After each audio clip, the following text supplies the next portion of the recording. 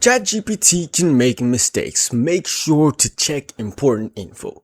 Here's the $250 million story of what happens when you don't. This is the story of what happens when you try to wiggle your way out of a deal you made.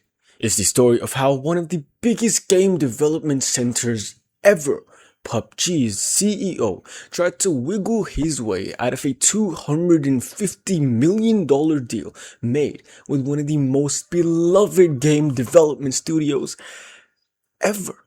Sit down, let's talk about this. This is crazy. In October 2021, Krafton, which is the company which owns PUBG, made a deal and they bought out Unknown Worlds for $500 million. But they added a twist to the deal. For every $1 of studio revenue generated above a $69.8 million threshold on the release of Subnautica 2, which is a game Unknown Worlds is very famous for, Krafton owed the founders $3.12 up to a payment cap of $250 million. Sounds like a pretty twisted deal, but okay. But then the problem started. See, in early to mid 2025, Subnautica 2 was on track to launch in its early access, and the internal team at Krafton predicted that it will generate $200 to $250 million, meaning the $250 million payout to the ex-founders was very possible. And the CEO at Krafton, Mr. Kim, he was very alarmed and distressed about this. He said the deal made him look weak. It looked like a pushover contract. But, you've signed the papers. The milk has already been spilled. You can't back out of it. Mr. Kim did not agree on that. So he has an idea. What if I fire the founders? No founders, no payout. His lawyers say, you've already signed the contract. If you try to wiggle your way out of this, you can't, first of all. Secondly, you're gonna ruin your public image. But he doesn't agree. He flat out rejects them. He turns to ChatGPT for legal advice. And the funny thing is, in the beginning, ChatGPT says the same. He says, you've already signed the deals. You can't back out of this. But Mr. Kim was forged with years of perseverance by ancient temples and monk trainings. He kept pushing ChatGPT until ChatGPT finally broke. He made ChatGPT give him a complete breakdown of a plan, a legal plan, to try and wiggle out of the $250 million deal. Funny thing is, ChatGPT told him beforehand, my guy, keep legal backup because this can get dirty.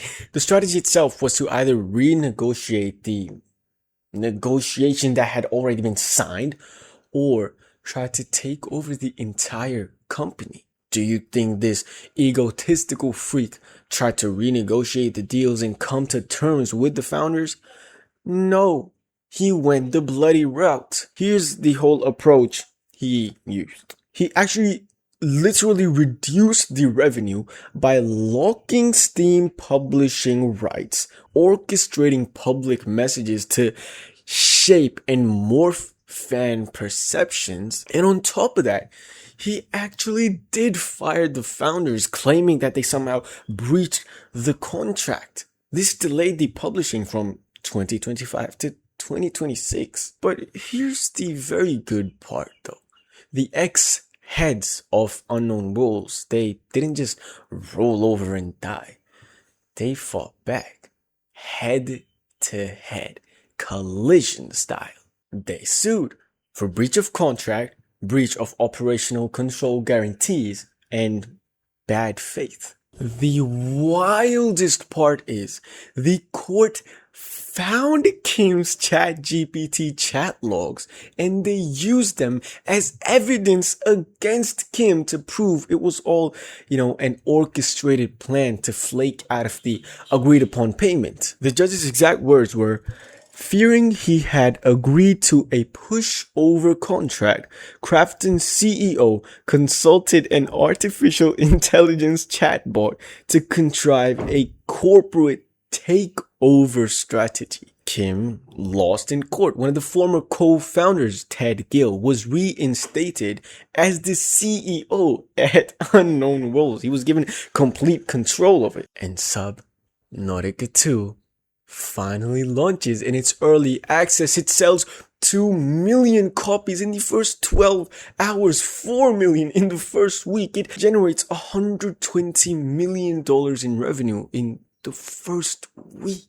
Despite Kim's commotion and bullshit. Now, whilst, yes, yay, happy ending, your ChatGPT chat logs are not private. They can and will be used against you in a court of law, said the police officer. Why do you think AI is so free for so many? Because you're the product. They sell some of your data to marketers and they use the rest to train AI to make you redundant. What the fuck? How do we avoid this? It's extremely simple. Listen, look at this video of a campfire I lit. Look at this video of a campfire someone lit. Which looks better? Talk to your best companion. Talk to artificial intelligence. Which one feels better? Artificial intelligence can only ever be a sub-product of reality, hence the name artificial intelligence. And the one way to stand out in a world of sub-reality imitations is to be you, is to be real. And this is especially true for businesses. If you want your business to stand out like the tallest tree in a forest, claiming all the low CPAs and the high ROIs, read the top 6 lines I wrote specifically for you in this video's description. Subscribe, watch this video next. I love you very, very much. We'll talk next Saturday.